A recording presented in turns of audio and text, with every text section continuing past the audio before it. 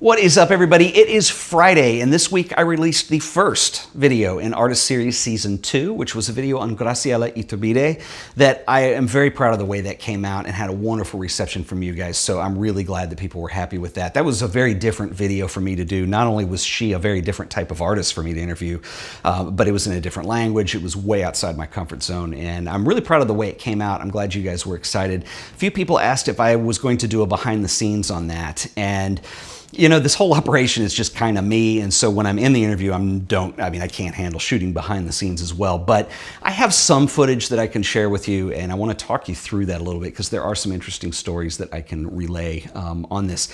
So this interview came to be a year and a half ago when I'd finished the crowdfunding project for Artist Series, and I guess about a day later, I get this email out of the blue from this gentleman. He says, "Hi, my name is Doug Hall, and I wanted to reach out because I am an expat. I am from Georgia, but I live in Mexico City now." And he said, "I'm very involved in the photography community, and I have a connection if you're interested in interviewing Pedro Meyer."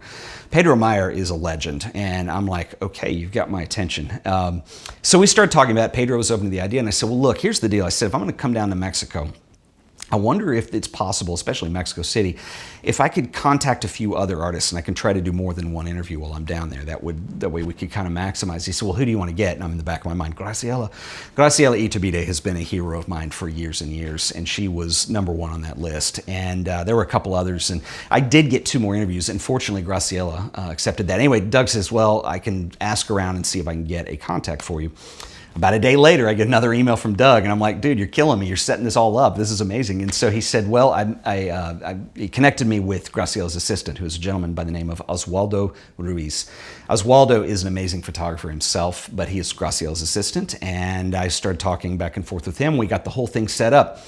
He said, one stipulation. He said, Graciela is not comfortable doing the interview in English, so it will need to be in Spanish. And I said, you got it, no problem.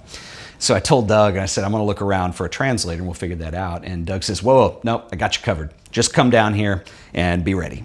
And I'm like, okay. And he said, my friend Ruth, who I'll come back to in a minute, she will do the translation. I said, that's great. So I packed my bags. We're off to Mexico, and I had confirmations from Pedro, Graciela, and then another artist, Lourdes Grobe, who will be coming up in the series also. So I'm really excited. I'm nervous. I'm terrified. I grew up in the Dallas-Fort Worth area in Texas. It is about a 10-hour drive or so to the border. Believe it or not, I have never been to Mexico until last year. This was the first time. So I was pretty excited about that. I didn't really know what to expect. I thought I knew what to expect, but I wasn't sure. And to be able to go down and interview heavyweights like who I had lined up. And so I was pretty nervous. So I'm on the plane, and I got books out, and I'm researching, and I'm making notes, and I'm trying to come up with questions that I could ask, and how do I want to kind of steer this. And it's only about a 2.5-hour flight. So the stewardess comes on. She says, okay, we're going to prepare for our descent into Mexico City, so you need to put your stuff away. So put everything away. And I open up the window shade. I look out, and it's this amazing storm is blowing in over Mexico City, and these just beautiful clouds, and we're starting to descend into them. And I'm like, it's like when I was a kid watching like The Empire Strikes Back when they're going into the city of the clouds. It was just this magical experience, and I have video footage of this, and I'm sure it doesn't do justice to the feeling that I had going in. But you come in, and Mexico City is huge. It is just vast. It's like Los Angeles or something. It's very spread out, a little bit smoggy, but we come in, land at the airport, and I'm kind of getting nervous and excited all at the same time, and I get off the airplane and go through customs, go through the other side, and here's Doug. He's there to meet me. And so I'm like, hey, what's up? And he's like, bienvenido. And so we jump in an Uber, and we go speeding through. You know, they all drive like maniacs down there. So this Uber is just speeding along the highway and going through these streets of Mexico to get me over to the Airbnb so I can check in. We get over there, and the Airbnb, actually, everything's all located in this old neighborhood called Coyoacán, which back in the day used to be where people would have a country home back in the 1930s. Well, Mexico City's like gone way beyond it now, so it's still really in the city. But we get there, and right across the street from this little apartment that I've leased is the Blue House, the place where Frida Kahlo grew up. Check it out. That's Frida Kahlo's house, the blue one. Pretty cool. And it's a museum now. She lived there. It was she and Diego's country home, and I believe she died in that home too. So just to be down there and be in the middle of all this culture that I'd only ever read about or seen stuff on television or movies, and it was just like mind-blowing. So check into the Airbnb, one of the nicest places I've ever stayed in, and didn't cost very much. And that guy was nice. The host was great. Everybody's so friendly. And so Doug says, come on down. I want to show you some stuff, and then we'll go to dinner later. And I said, okay, great. And so he takes me down to this little square that's in Coyoacán. It's my man, Doug Hall, who invited me down to Mexico we're going to be doing a lot of filming over the next, 3 or 4 days here. 3 or 4 days. Bienvenido. Fasten your seatbelt. And there's this wonderful fountain, and there's an organ grinder sitting there. I'd never seen that before.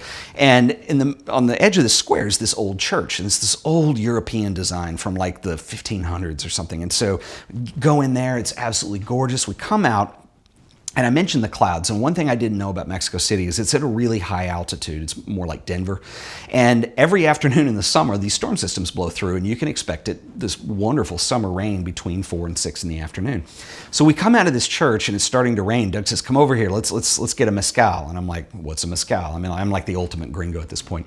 So we go in there, and we're having a mezcal, and this wonderful rain is coming down, and this woman comes in, stands up, we're in this covered outdoor area, stands in front of everybody and starts singing opera.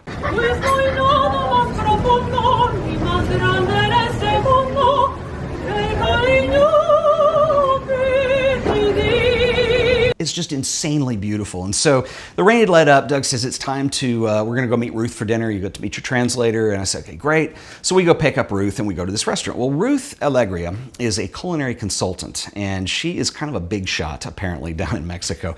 When Martha Stewart and people like that come through town to do television work, they call Ruth as the consultant to set everything up. And so Ruth has picked out this restaurant, which is, I believe it was a Oaxacan restaurant, but they had a guest chef and a Yucatan menu and the most amazing food. And so we sit down and we start talking, and Ruth tells me that she's a little bit nervous about the interview because she's not a photographer.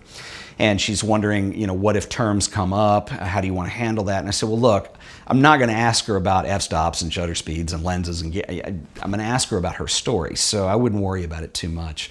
It was funny because when we actually did the interview, the only word that tripped her up was self-portrait, which I thought was pretty cool. So Ruth did incredibly well. Anyway, she was awesome. And so meet her. And the next morning we get up and it's time to go to Graciela's place. And at this point, I'm nervous because this is somebody that she's just a hero of mine, and I never thought I'd be able to meet her and much less go do this interview. And so for me, it's kind of like climbing a Tibetan mountain to go meet the wise elder who's going to give you the meaning of life. And that's what Graciela is like to me. So anyway, so we get in this car and we're speeding through the streets of Mexico City again, and all the little houses in Coyoacán down there, actually really throughout Mexico, are painted these bright colors, and it's really cool. And so we're getting closer, and Graciela lives in this older part of Coyoacán, and the streets, you get down there and it's barely an alley. It's like maybe a small car, one, can fit down, and constantly somebody's coming the other way, and you got to back out and do this dance. And anyway, so we finally arrive and go in, and Oswaldo and Graciela are there to greet us. And I'm going in the door, and she has the door open, and she has this print right as you walk in, and it's a Joseph Kudelka print. Apparently she's friends with Kudelka. Kudelka, this is amazing. And she goes, oh yeah, he's a friend of mine. She said he came and stayed here with me one night, and she showed me in her house. She said, I put him in the guest room upstairs, but he wouldn't sleep in a bed. He had to sleep on the floor. And if you know about Joseph Kudelka, he's a bit of a nomad, and so it was kind of a cute story. So anyway, so we go in, and Doug and I start to set up cameras, and I'm getting the audio ready, and we're kind of doing that. And Ruth sits down, and she and Graciela, they're chatting it up. They're like best friends over there, never met each other. And I'm like, what on earth are they talking about? This is awesome. So we get everything set up. We get everything checked. Light's good. At Graciela's house, this is another thing about Mexico. The light down there is different than it is here, and it's harder to explain. But she has this, I don't travel with lights on these, which sometimes is a problem if it gets dark. But she has a north window and a south window, and it was all natural light in that whole interview. So we sit down, and Ruth starts telling me. She says, well, I was telling her what I did, so we started talking about food. And Graciela has just finished compiling a book of her grandmother's recipes. And so those two connected on something that wasn't photography. And this is what was so awesome about Ruth, is that by the time we sit down to do the interview, it's like everybody's friends at this point. And that it would have been a very different interview had that been a stranger, or had that been somebody who sat there and talked photo gear with her while I was setting up. It just would have been very different. And I think that Ruth was very instrumental in some of the places that interview went. if you've seen the video, the sequence that she does with the cemetery, with the family who's burying the child and the dead guy who they find, she didn't want to talk about that, and she said, but for him I will, and so it was very nice, and so that I credit that to Ruth. She was the one who put everybody at ease into that. And anyway, it was a great interview, and you can tell there's certain subjects that, you know, we were talking about that, and then I said, well, let's change the topic a little bit, and let's talk about Manuela's Bravo. Oh, she just lit up. And the whole thing with Huchitan, she was, there were certain things that I think really got a passion out of her to want to talk about. And so anyway, it was a great interview. A ella le gusta todo. Todo. Mi mamá nos daba sesos y yo me los comía.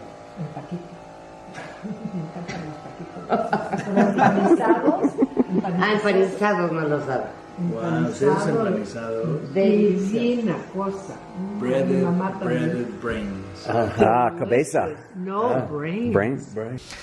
If you guys haven't seen it yet, I will link it up. Another thing that I want to say about this is that I know that, you know, these are pretty much a one-man show. I do the filming, the editing, the research, the interview, all that stuff. But the reality is that these would not be possible if I didn't have help from people. So Doug Hall, extra special thanks to. Not only did he make it possible for me to go down there, but he was an excellent host, made sure I went to all the cool museums and saw all the awesome stuff, and Doug was great. And he hooked me up with his friend Ruth Alegria, who was, well, as I just said, I couldn't have done it without her. I mean, she was instrumental in it. And then also Oswaldo Ruiz, who is, I mentioned, he's a photographer also. He is Graciela's assistant. Graciela, I obviously couldn't have done it without. And then one other person, when I got back, I don't speak Spanish. But in order to do the edit, I needed to know exactly what she was saying, and this was really time consuming. And so what I did is I ordered a transcription, which came back in Spanish of what Graciela said for the entire hour and a half or whatever it was. And then I went through, I mean, this took hours, line by line, translated, had to figure that out, and put my subtitles in so that way I would know where to cut. Well, there's a lot of room for disaster there. So I called my friend Patricia Conde, who lives in Mexico City also. She owns a gallery down there. She has been in my videos a couple times. She's a really good friend, and she knows Graciela. And I said, would you proof this whole thing for me? And so she spent a bunch of time going through the final video and proofing all of the subtitles. And so I could not have done this without those 4 or 5 people. And so I just wanted to make sure that I give a public thanks. The other thing I did very differently on this video this time around is epidemic sound. I have a background in music composition. That's what I did in college. And I have in the past done my own music for the videos. And this time around I decided not to. And I've been using Epidemic for a couple months now off a recommendation. They're amazing. And especially a video like this that needed to be something very different musically than what I'd done in other videos. And it covered a wide range of topics. Epidemic are pretty awesome. I'll put a link in the description. If you do videos at all, they're a huge help. They've actually got an incredible music library, and it's a monthly subscription, and as long as you're subscribed, you can put that stuff in your YouTube videos. And they work with smaller composers and musicians, and the quality is top-notch. They really are amazing, and they were a godsend on this whole thing. So go check out Epidemic Sound, especially a video like this that had so much going on, and it required several different types of styles in music. And so anyway, so I just wanted to give a shout out there to them as well. Anyway, so if you guys haven't seen Graciela's video for some reason, please go check it out. I will link it up at the end of this video. I've got the next artist series coming up this coming Wednesday. It's going to be David Brookover, and I'll do a little preview showing you his work before we roll that also. So these will come out every Wednesday, and we are into it now. So it's pretty exciting. If you enjoyed this video, please remember to like it, share it, subscribe to The Art of Photography for more videos. There's always a lot of stuff coming out. I'll see you guys in the next video. Until then, later.